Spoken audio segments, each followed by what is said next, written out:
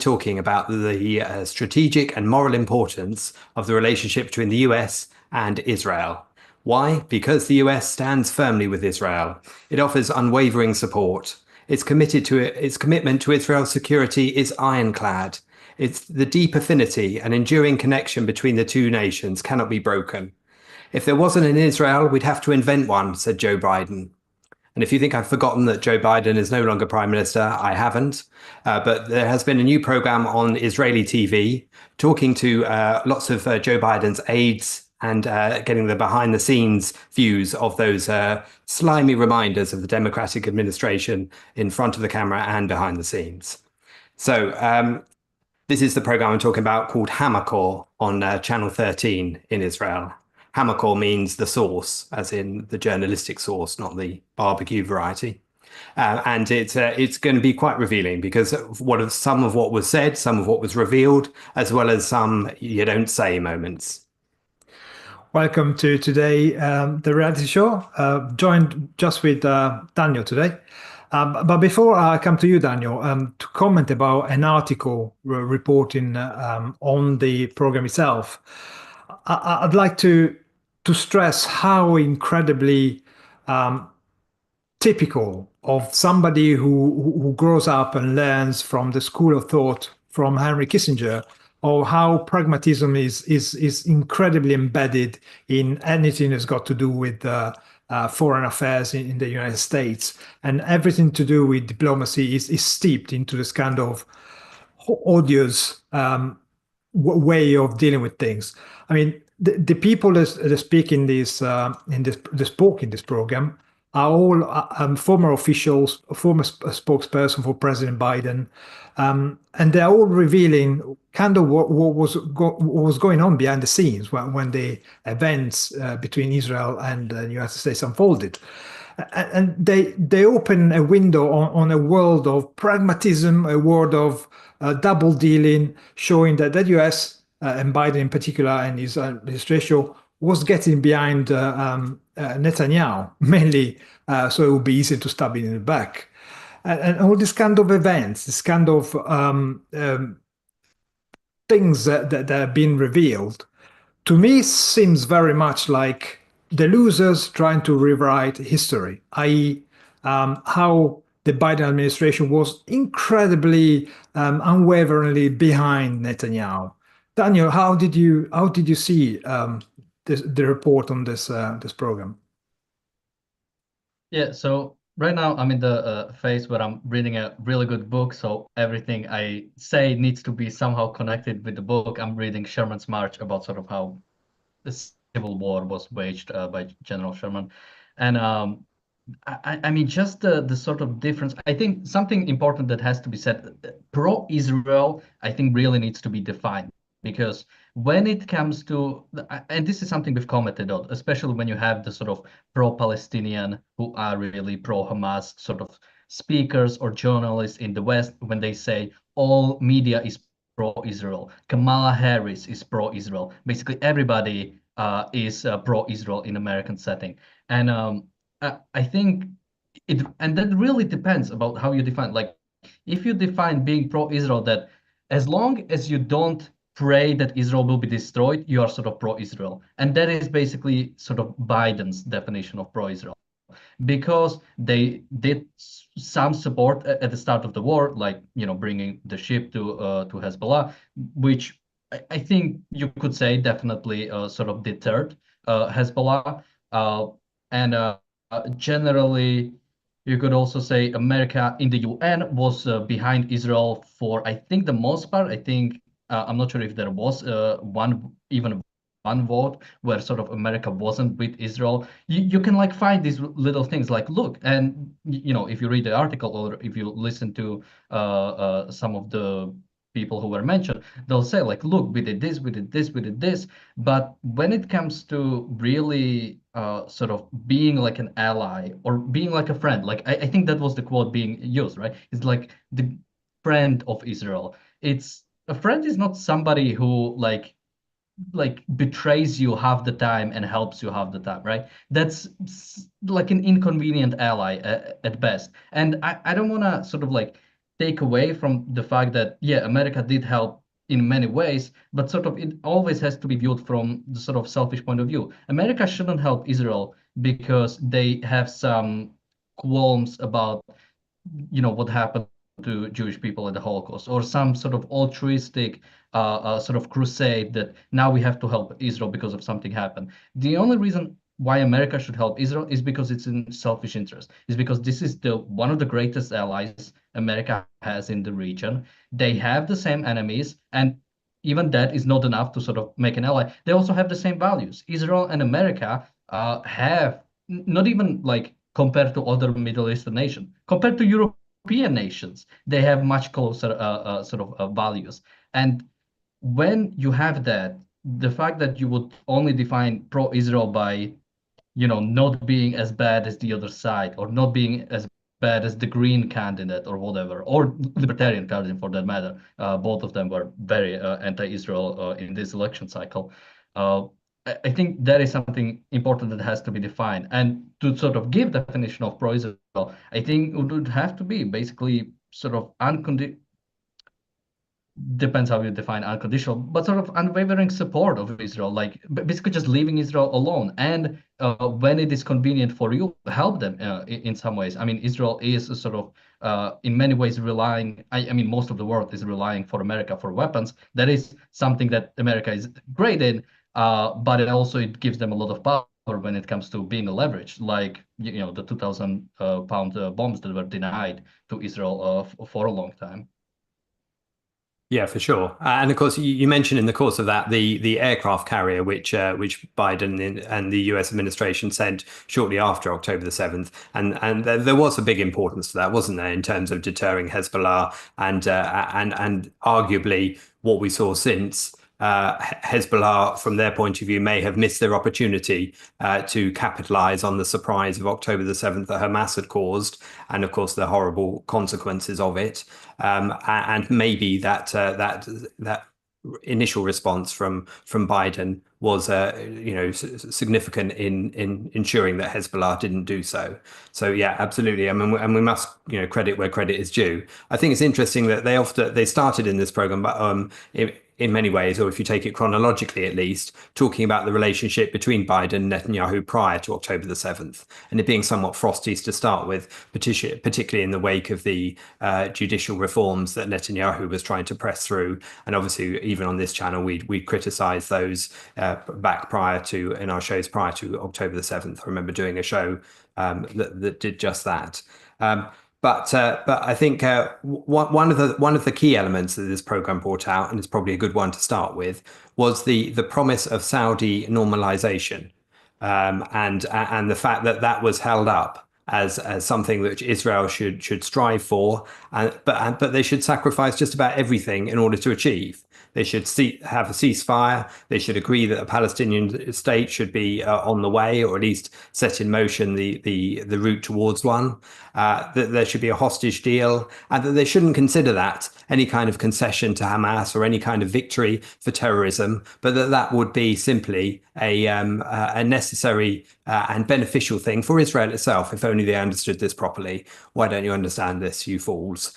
Seemed to be the Biden line on this. And of course, we've seen in the during these interviews from former Democrats from the administration that there was a complete trampling over every single principle that counts. They didn't really care about dealing with Hamas. They were quite happy to treat Hamas like a reliable partner to have a conversation and a negotiation with. They were quite happy to effectively force Netanyahu at least to reshuffle his cabinet, perhaps getting rid of the extreme right on the cabinet itself, on the coalition, and effectively. This negotiation guaranteed only that the future will be more the same, following what the Democrats administration was pushing. Would have meant accepting more kidnappers in the future, because of course if you tell Hamas it's okay to kidnap people because you're gonna get something out of it, if you give Gaza to the Palestinian Authority, which is another bunch of terrorists, it's not going to really solve anything, certainly in the near future. And even the argument that moving the carrier in the area helped to keep Hezbollah in the box. Well, Hezbollah were throwing missiles throughout this period to north of Israel. Hezbollah was actually organizing its own October the 7th in the north in a much, much more military way. So, yes, they intervened, especially at the beginning. They played the reliable friends that, oh, we're going to stand with you, whatever the weather. But in the end, let's also not forget that we're hearing from these people, the people that were pushing the line that Biden was a competent human being for 5 years. For 5 years, they were lying through the teeth, saying that Biden was able to actually carry out the task of being a president of the United States, when it was already obvious in 2019, 2020 that he wasn't. But, so I would take whatever they say with a big, big pinch of salt. Daniel, how do you see this kind of push from the former members of the administration trying to rewrite history in a sense? I mean, again, it's sort of like it really depends on the definition, right? I think somebody in the chat said that sort of Biden is no friend of Israel, and like that is like such a big question because of like how of a mixed economy, how of a mixed culture we sort of live in. Like we cannot like there is no U.S. president that would pretty much like do what was really necessary to fighting war. Well, there is no Israeli prime minister for that matter to really do what would be necessary to finish the war, right?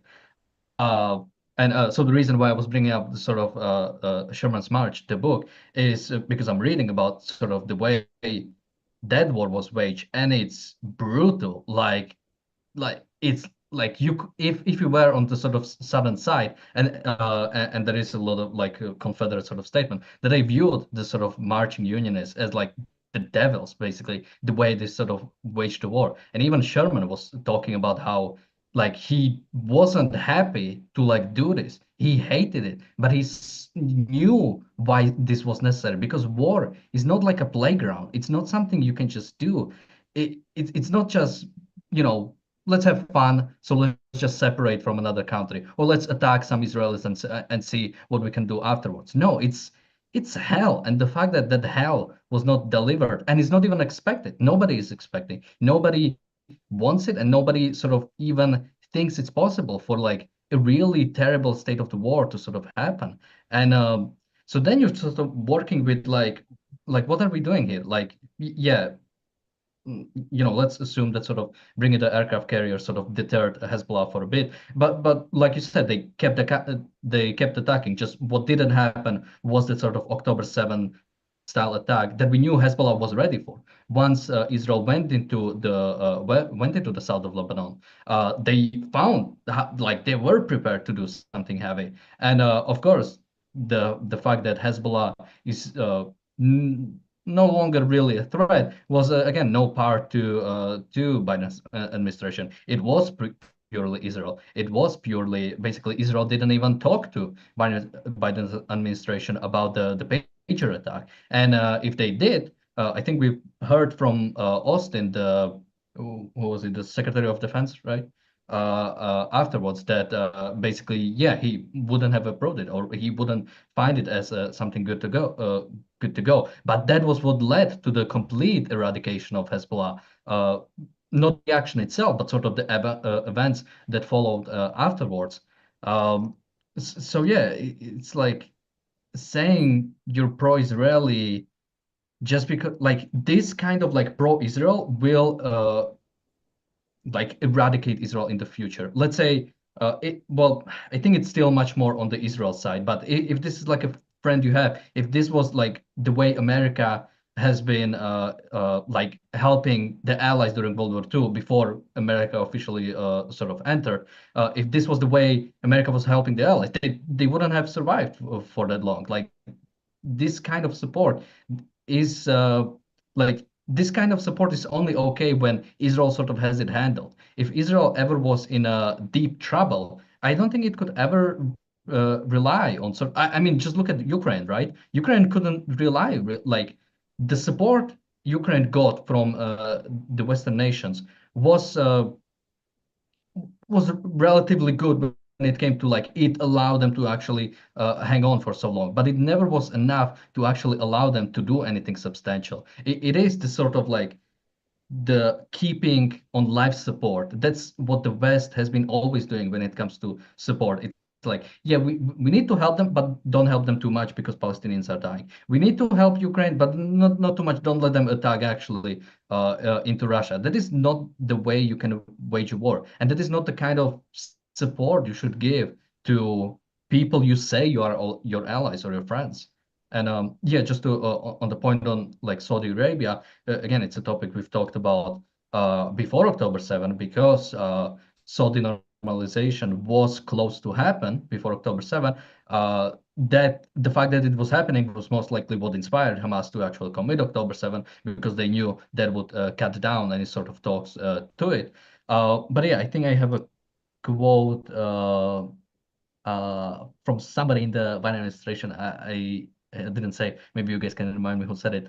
But they said, I think it was missed before. I hope Israel doesn't miss that opportunity moving forward, even if it means doing things that are politically are uncomfortable. But that's not what it is about. I mean, that's maybe the way Israeli politicians are looking at it, that maybe it's uncomfortable. Although even that, like Netanyahu cannot shut up about like Saudi normalization. Whenever he goes to the UN, he talks about it. He talks about the sort of the line, the sort of like going through Middle East, like you have the axis of terror in the north, and from the south could go this like free line of like normalized relations. But it's not about not even mentioning that it shouldn't happen, but it's not something that's politically uncomfortable. It's like dealing with dictators. Just because America has sort of normalized the relations with Saudi Arabia because it's a preferable dictator to Ayatollah, that doesn't make it good. And it's yeah, as Marco, you've talked about this kind of like Kissinger style like pragmatism is really disgusting and leads to sort of forever wars, leads to constant just replacing one dictator with another. And it's always a question of at what price, isn't it? Because we're talking here about the bilateral defense and economic agreements, potential bilateral agreements between Saudi Arabia and Israel. But the price is capitulation ultimately, isn't it? And what the US administration was talking about was trying to model things on how they dealt with ISIS. And saying, okay, well, you'll hand it in the way that they handed over the land to the Kurds. They talked about the fact that they negotiated with several Arab allies would be interested in looking after the Gaza Strip for a bit and then handing it over to a reformed Palestinian Authority. Now, this reformed Palestinian Authority, which is always a bit of naivety, wishful thinking, fingers in your ears, not recognizing the nature of the beast that you're talking about, is always prevalent, isn't it? Whilst at the same time, they are also criticizing, these aides are certainly criticizing the fact that Netanyahu was always trying to stall and postpone any after the war arrangements for Gaza. Now, partly because that was to ensure that it wasn't done along these lines that the Americans were proposing. But it's always difficult for them to get to understand the region, to understand the ideologies behind the relative nations in the region, and to call them out. And it's the calling them out, I think, that is the biggest issue. And it's quite incredible that the United States still believe you can actually deal with nations like those in the Middle East, in the sense that dealing with them as partners. They effectively apply multiculturalism to the way these people are running their country. They're all dictatorships or, or kingdoms or there's no democracy to speak of in the Middle East apart from Israel. So it's quite sad and disheartening that the United States treat every single country in the Middle East like they were legitimate countries, like they were respecting individual rights and the rights of their own citizens. When the only state that does that is actually Israel. Again, we said it a million times that the only Arabs living in freedom are the Arabs who live in Israel. And they're not discriminated about their religion, they're not discriminated about their race. But this only happens in Israel. And despite this, the United States keeps treating every single Arab state around Israel, the very Arab states that continue to foment support and take part into the attempts on the existence of Israel on a constant basis. And they keep trying to stitch together deals, ignoring the very nature of these states, the very fact that these states do not want Israel. The Islamic culture that drives the ideology of these places is such that they do not want a Jewish state. They've been clear a number of times, and pretending that there are authorities, there are people, there are mechanisms that can allow this to happen is ridiculous. And the fact itself that, when Israel was under attack from Iran, hundreds of ballistic missiles, and the president of the United States tells Netanyahu, take the win, don't retaliate, do not attack the very dictatorship which has been destabilizing the area for decades now. The president of the United States is telling Netanyahu, do not retaliate. This is farcical. This actually betrays the fact that these people, the United States and the West, has totally lost any moral compass. We no longer recognize what's good and bad, but we see everything as a gray area where, as long as we go gray, we're not going to have black. But, this is wrong. You don't have to have a situation when there is an attack on Israel every few years. This is wrong. The essence of this appeasement of Islamic culture, if you like, is totally wrong. Daniel. Yeah, and I mean the biggest problem. I mean, you said sort of there's no moral clarity, but it's more of the morality is just so corrupted. The moral, like the way sort of America has been acting.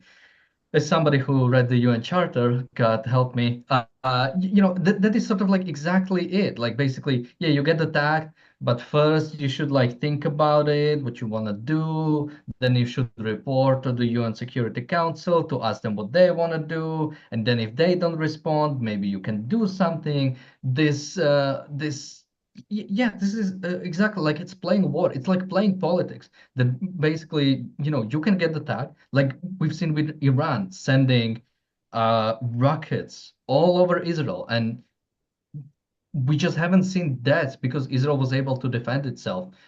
Again, sort of like with help of America, which is great thing to see. But after that, after like this attempted like murder of thousands potentially, like maybe you could say, well, Iran knew Israel would be able to defend itself, but that's not a way we can sort of like judge things by. They did try to attempt kill what, like thousands, tens of thousands, hundreds of thousands. I mean, how many people could have potentially died if Israel didn't defend in any way? And then yeah, as you said, the sort of what you do afterward is like stand down, don't do anything.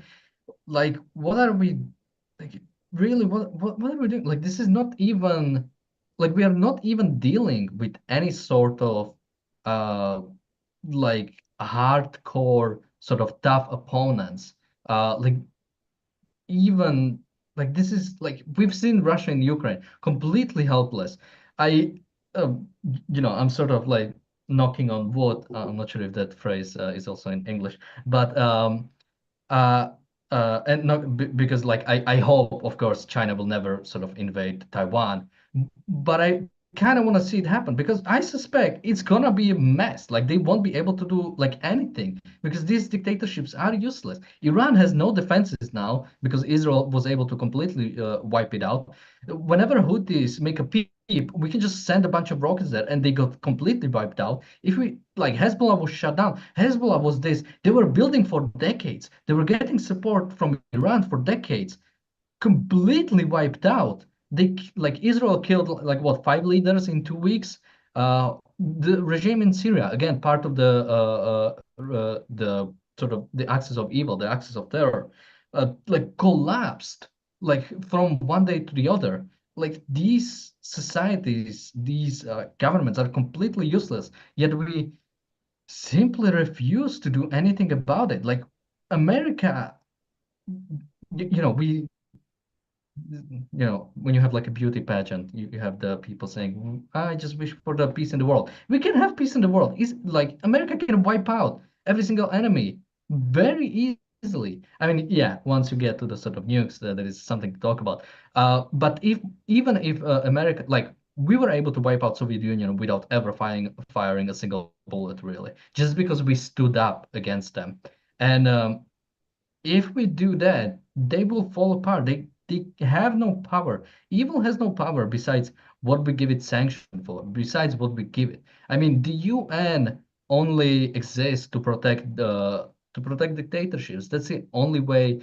That's the only thing it's getting. We are not getting anything out of it. Anything that we could possibly want, we can set up outside. Like when you want to have I don't know, some international refugee agency or a World Trade Organization or some, World Health Organization or whatever you want.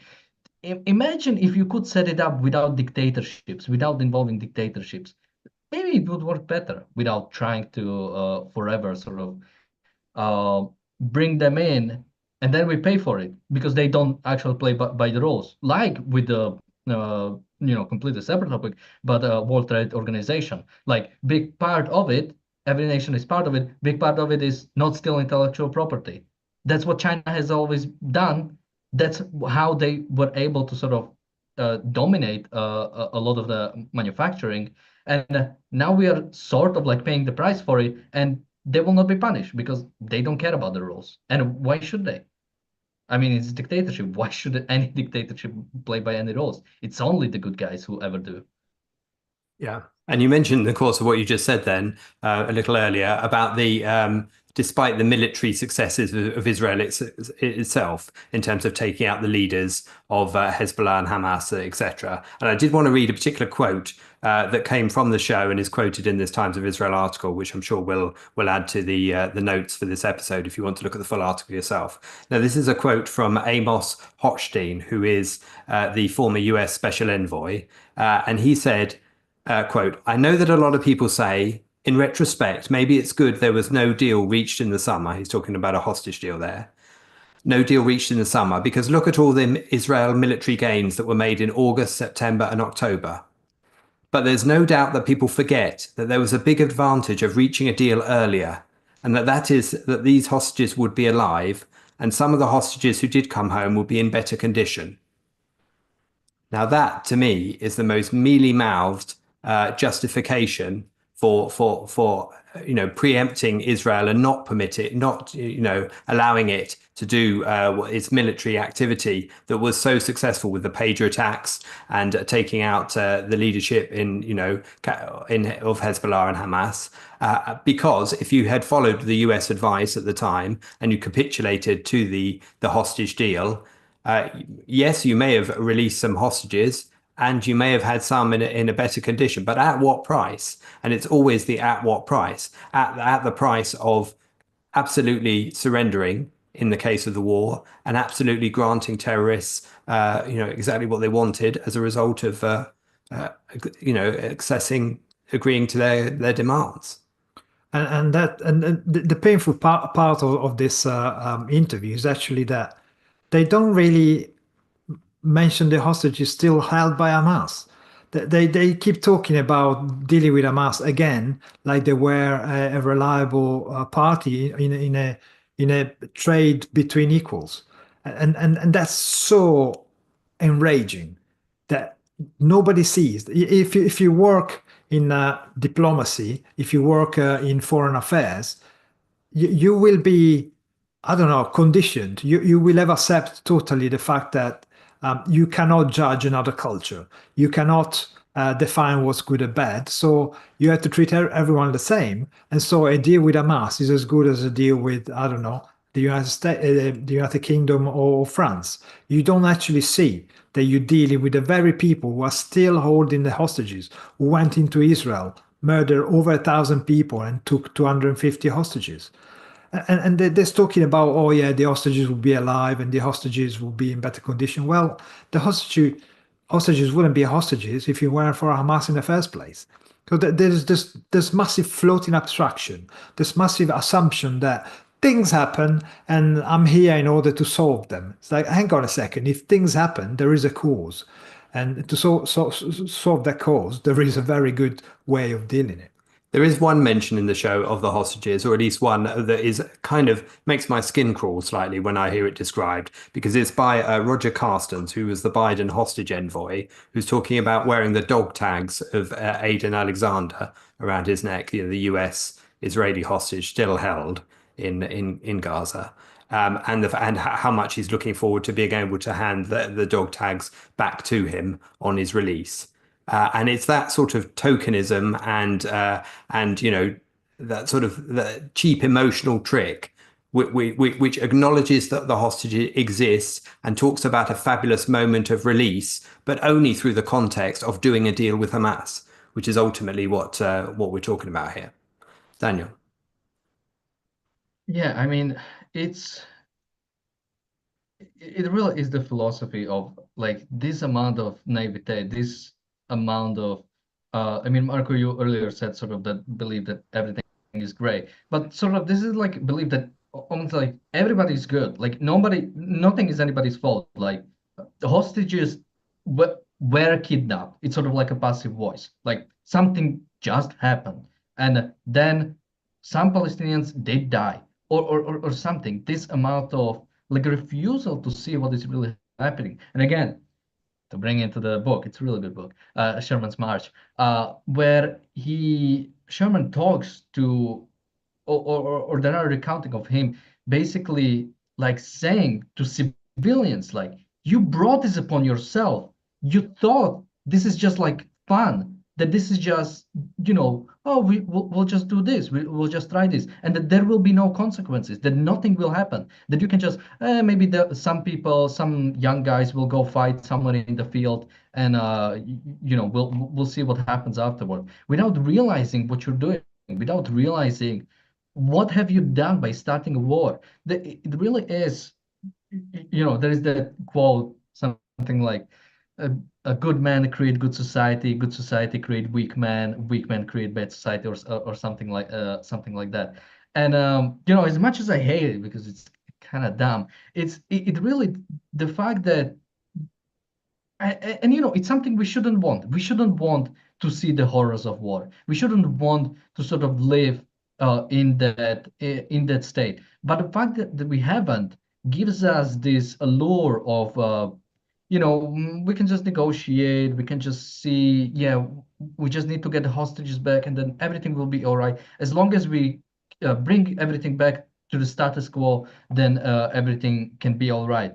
Without realizing that, like, October 7th wasn't like surprising thing. It was like Hamas was going to attack Israel at some point. This was going to happen, and the only question was, because again, this happened in the past. Even not even going to sort of Arab armies in the past, or sort of Palestinian resistance in the past. Hamas itself has done in the past, has attacked Israel and tried to do as much as they could get away with.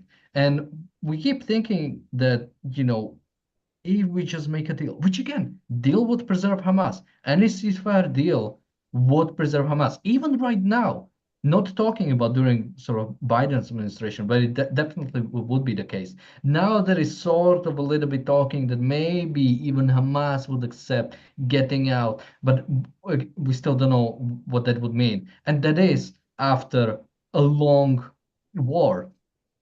And we are it's like it's really hard to even sort of like understand what is the goal here when it comes to sort of like world leaders. If it really is a complete like refusal, like a complete we just cannot we cannot conceive that Palestinian civilians Palestinian population at large would want to kill Jews, just to kill Jews. Like that's their goal. We either cannot conceive of that, or I mean, I don't know what else could be. It really is that we somehow cannot conceive that the population would want this to happen, or at least would be willing to stand by and let it happen. And if we ask ourselves, what is the role of an ally? Is it to try and oust the leadership of the friendly country you're an ally with? Because that seems to be at certain points in the Biden administration, the intent is to knock Netanyahu off his perch to ensure they had a more easy administration to deal with that would be more ready to concede to what Hamas, etc., would want. And one of the ways they highlighted this in the course of this program was to talk about a speech that Biden was going to give but didn't give. Now, this is back in May 2024, we're talking about. And the speech was basically going to say, and it was kind of written, but it never delivered, was basically going to say that Israel should go for the Saudi deal, should end the war and give the hostages over, or they should pick two routes, either that route, or they could and this speech would be half addressed to the Israeli population themselves, or they could choose endless war and international isolation, i.e., do what we want, or get out. And a lot of that was aimed at scrambling the Israeli political machine and making sure that Israel would, the government would fall essentially, because it would be too unpalatable for Netanyahu to go with the second option, and certainly too unpalatable for some of his more right-wing members of his coalition. And of course, the speech he did eventually give was also kept from the Biden administration until the last possible moment. And this is the speech that we covered at the time about the three-stage hostage deal and all the plan for that, which certainly came as a big surprise. Even at the time, we commented on why is Biden announcing this deal on behalf of Israel all of a sudden, and it was clearly to force it through to make sure that Israel wouldn't have enough say on its own future by deciding when it announced such a deal, if it was in agreement with it in any case, because it was kind of bounced into it, it would seem. Yeah, we've often criticized Netanyahu for not being decisive enough, for not having been more forceful at the beginning, from the 8th of October, really. And of course, Netanyahu was inconvenient to the kind of pragmatism that the United States was kind of push. Because I don't know whether by accident or design, Netanyahu decided to actually put his foot down and start making Hamas pay for what they did, making sure that the structure of Hamas were going to be uprooted. And then he went into Lebanon as well. And he walloped Iran in the process as well. But the fact I was still treated like the odd one out, like the obstacle to this Pax Americana that was going to be put in place, if only Netanyahu had listened to the wisdom of the Democrats. And of course, again, all the Democrats were pushing, all the West is pushing, and we can see it here in Britain on a daily basis. For example, they keep bludgeoning us with debt ceiling for women. They should be in equal numbers on boards of companies and stuff like that. And at the same time, you accept a society and a culture within our society which treats women like second-class citizens. So how can you peddle both things at the same time? It doesn't work. There is this assumption that good and evil are two things that are always there. They are there. Sometimes one prevails and one goes down. And they don't realize that actually you don't need to suffer in this world.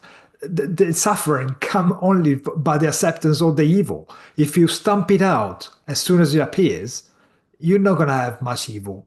Most of the evil comes from the fact that you allow institutions and government to restrict individual freedom.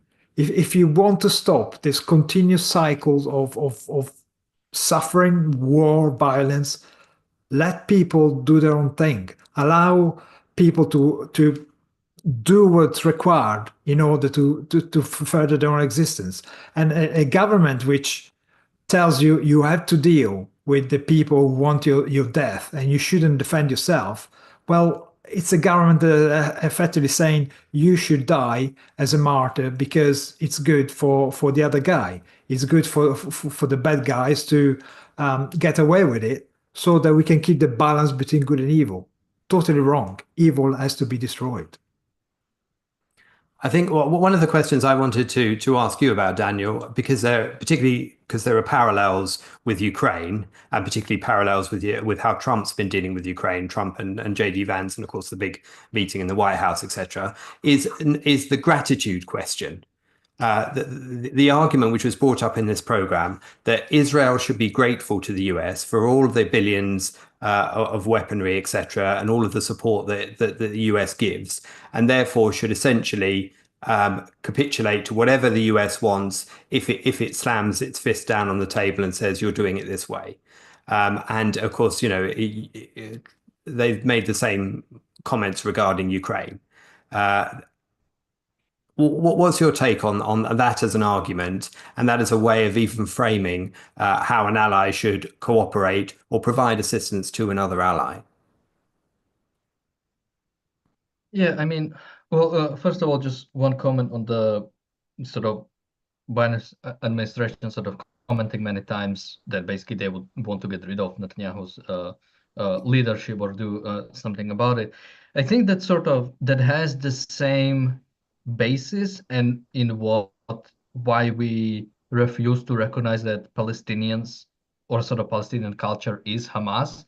It's sort of the same thing. We think Israelis do not want what Netanyahu is doing. So we need to get rid of Netanyahu to actually give in to the will of the people. And while Netanyahu's popularity, or at least the popularity of Likud, has definitely fallen since the election, and generally the government bloc that is right now, I think, is sort of down. If there was an election, then definitely it would sort of look a bit different, although it's hard to say because we don't have an election. Like we have opinion polls, but it's much different when election is coming in 2 years rather than election is coming tomorrow and now you actually have to choose.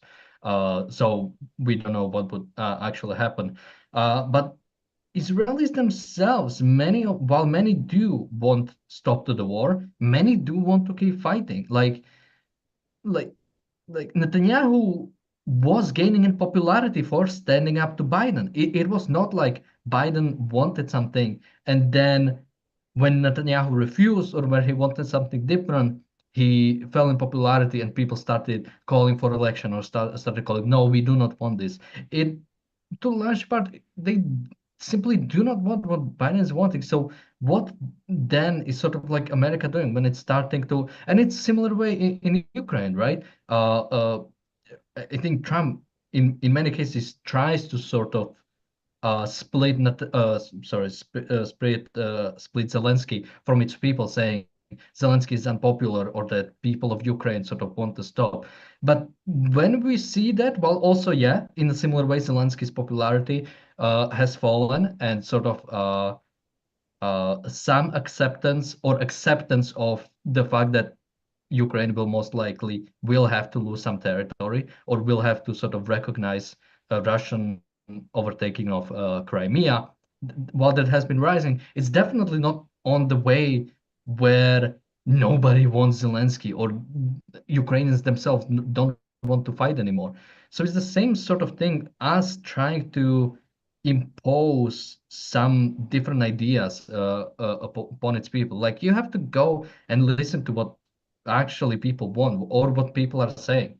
And when it comes to this idea of sort of gratitude, I mean, I sort of commented on it earlier, right? It's like when somebody, and you could say that even in personal right life, like if somebody helps me in some way, I'm hoping they're doing it for selfish reasons, not for some sort of uh, weird even if they do it for like selfish reason, like I hope he will help me in the past. That's sort of understandable. But when it's this sort of altruistic, like now you have this like weird obligation which cannot really be fulfilled. Like there is not, it's not like he takes you to the airport, so then he expects you to take him to the airport once, or some sort of like transactional thing. It's sort of like this weird, now your sort of like life belongs to him because he helped you some, and this is what exactly both sort of Biden and Trump are saying. Now the future of both Israel and Ukraine somehow belong to America because America has helped them in the past, which again, like, it's great. Like it shouldn't be forgotten, and it's definitely something that should be appreciated. But it doesn't give it like this endless claim to their life.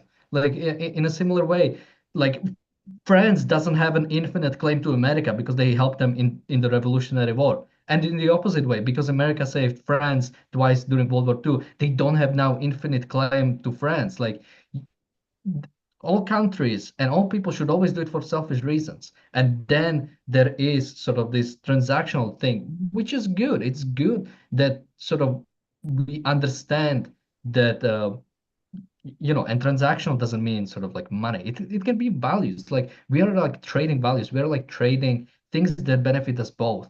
And to treat alliance as some sort of like claim to them forever, it's again, it's sort of like I want to say almost gimmicky. Again, it reminds me of one game, right? There's like a World War II simulator where you can play Spain as the Spanish Civil War, and when you accept aid from the Soviet Union, you actually become a puppet of Soviet Union. Like that is not the way we should be like treating it. That because uh, Israel or Ukraine get aid, now they are this. Basically, we can do whatever we want with them because we gave them aid. Yeah. Which again, Ukraine, both Ukraine and Israel are grateful for it, right? But they understand that like they accept it with the idea of we are accepting it because we will be able to choose our future. If the point was just about to get some things, they could have accepted the deal with Russia and become a Russian puppet like Belarus. And yeah, whoa, that's a great way to sort of go into the future. Yeah, and this is the crucial point, isn't it, about what is the basis for you being allies in the first place? And I mentioned at the beginning of the show the importance of the relationship between the US and is Israel. And strategic doesn't mean purely pragmatic, and moral doesn't mean altruistic. The moral importance of the support should be based on, civilization against barbarism. It should be based on supporting individual rights, as we've mentioned many times, not on anything else, and certainly not on a religious basis. I think one of the other things that I wanted to mention that was one of the areas they focused on in the show was about the the weaponry that the US supplies, and in particular, Netanyahu accusing the US of holding up weaponry, and particularly those 2,000-pound bombs. I think that particular instance was the aides and people in the Biden administration were fuming in this show about the fact that Netanyahu had criticized them for holding up weaponry, even though they were holding up weaponry, like the case of the 2,000-pound bombs. But they said that they were making it look like they were holding up lots of weaponry. And that seemed to be a splitting hairs point. That really seemed to be, you weren't, I couldn't understand how you could possibly take that line and not recognize that Netanyahu had a significant point in terms of that, the need to ensure that you weren't opening up a door to Hamas, or at least a gulf between the US and Israel, by having this public spat about whether you're going to supply weapons or not. And if you do supply 2,000-pound bombs, whether you then restrict where they can be used, which was the other requirement of the US, that you can have these bombs, but you can't use them in Gaza at any point. So what are you going to do? Put them on a shelf or parade them through the town like the Soviet Union? I mean, what would be the point in that? And yeah, that's one of the two sticking points. What's the point in you providing weapons if they can use them? And Netanyahu is right. If you give me the weapons, I will use them as I see fit. Again, to Daniel's point, in a selfish way, what's good for Israel is to wipe out Hamas. wipe out the threat that menaces the existence of the state itself. So Netanyahu will be more than justified in using those bombs if he managed to get rid of them, to get hold of them. And of course, it's the same old story. It's the fact that you ignore what's good for your own existence, what's good for the people that you're in charge of, the people that elected you to protect them. So why shouldn't they have access to the weaponry? And at the same time, why should they give in to the stupid request from UN and international society to provide humanitarian aid to help the very people that have been attacking you, that have been holding your people, and they are resisting and trying to continue the hostilities. So the problem here, the morality is altruism. It's the frozen abstraction. It's the fact that altruism seems to be the only game in town when people have forgotten the fact that the only reason a state, a legitimate state, should act is to protect its own citizens and to remove any physical threat to their freedom. And providing aid to the enemies during a war is definitely not to your benefit. It's definitely not going to help anyone in the future when Hamas is allowed to survive and regroup and attack Israel all over again, just in the name of peace and love on earth. That's just absolutely ludicrous. One of the interviewees they also had, as well as the US representatives, was Ron Dermer, the strategic affairs minister in Israel, and he was talking about the need for a 50-year de-radicalization plan for Gaza. Now, whether it takes 50 years or not is not necessarily the crucial point. The point is he's stressing the fact that the ideology needs to be removed if you're going to stand any chance of converting this region into a peaceful one. And I think that was a particularly good point to have raised. I think, but one of the other things that I'll mention after I've mentioned a couple of super chats which came in earlier. So thank you, Jonathan Honig, for your super chat, and thank you, Bonnie, for yours. Appreciate them both. Thanks very much, guys. One thing the host of the show, Raviv Druka, mentioned.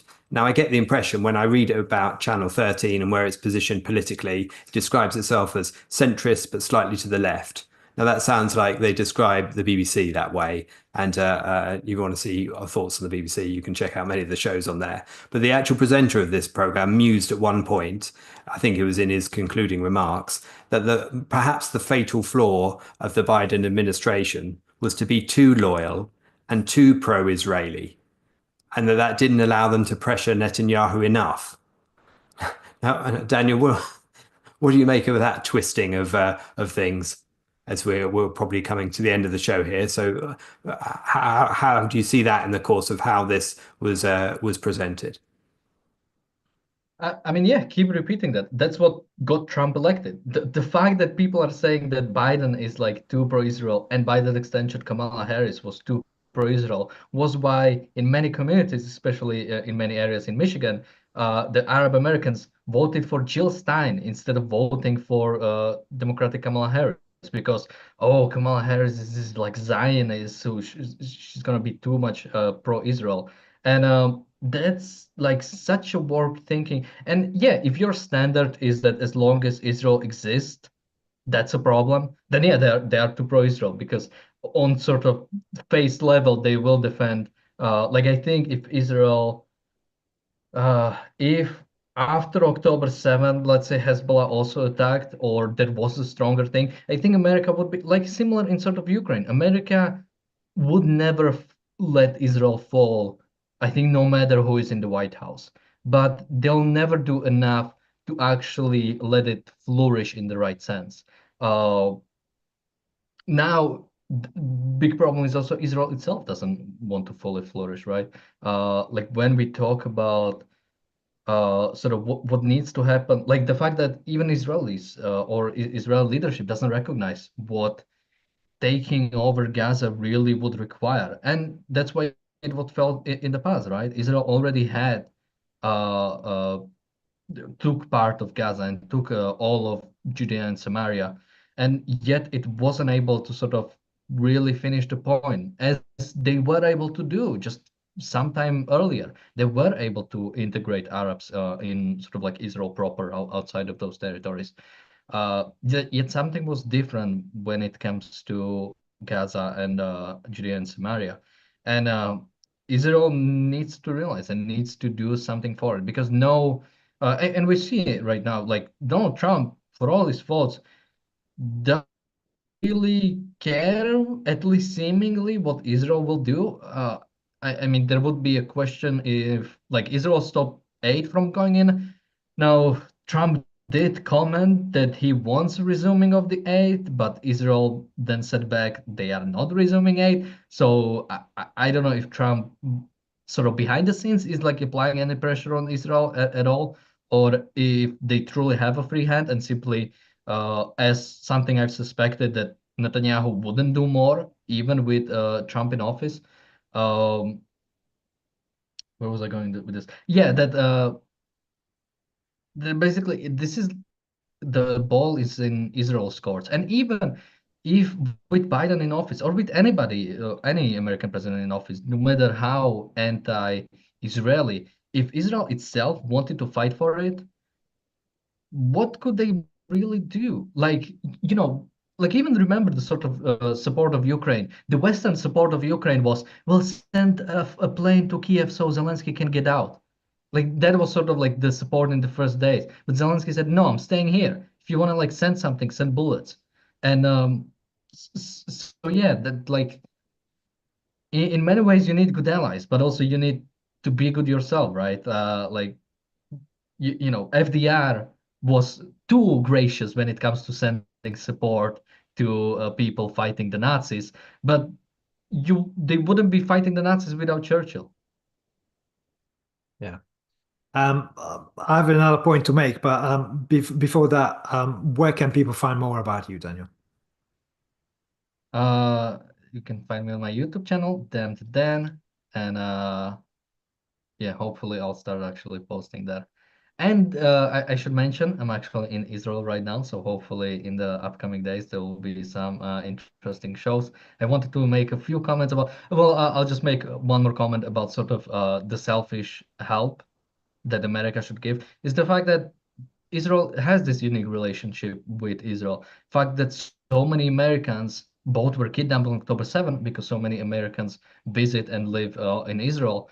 But also, yeah, I mean, when I went to the sort of like border inspection, I saw so many. I'm nosy, so I check what passports people have, and there are a lot of Americans coming in. I assume every day.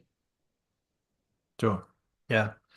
Yeah. I mean, to conclude, I mean, I don't know exactly why these people took part in this interview. I don't know whether it's because they want to position themselves in view of their next job. I don't know whether they wanted to help the Democratic Party to uh, create a new start, if you like. But I don't buy the fact that the Biden administration was all out helping Israel. Again, if anything else, because that administration, the United States as a whole, has forgotten why they should be on the side of the good, why they should intervene when somebody's attacked, especially when the somebody attacked is an ally, somebody who shares the same values, somebody who's an asset for the United States itself. Don't concern yourself in intervening in some conflict where you haven't got any interest. But things like Israel under attack, Ukraine under attack, that's why the United States should get involved. That's why we should get involved, because it's a matter of civilization versus some dictator or some group of savages attacking civilization itself. It's as straightforward as that. It's us versus them because we are civilized one and they are the savages. But it's certainly an interesting look at what was going on behind the scenes in the Biden administration, particularly in the full context of a bit of recent history. And of course, a lot of the framing at the time in terms of how the Biden administration was behaving was related to the upcoming election, to the Muslim voters in Michigan, and of course, how much these very same aides knew that their candidate was on the ropes, and that perhaps the voters in Michigan weren't so crucial as was being presented at the time, since they may have seen the polling figures for all the swing states and known that wasn't going to be quite so decisive as they were making out. Who knows? But it's certainly an interesting factor in all of the appraisal of recent history, and of course, time will tell on some of it. But thank you very much, Daniel, for joining us today. Of course, coming up in about an hour and a half, we have the Atlas Shrugged book club for members of Ayn Rand Centre UK, and we'll be back tomorrow with another episode of the Daily Objective and the Reality Show. So see you then. Thank you very much. Thank you. Bye bye.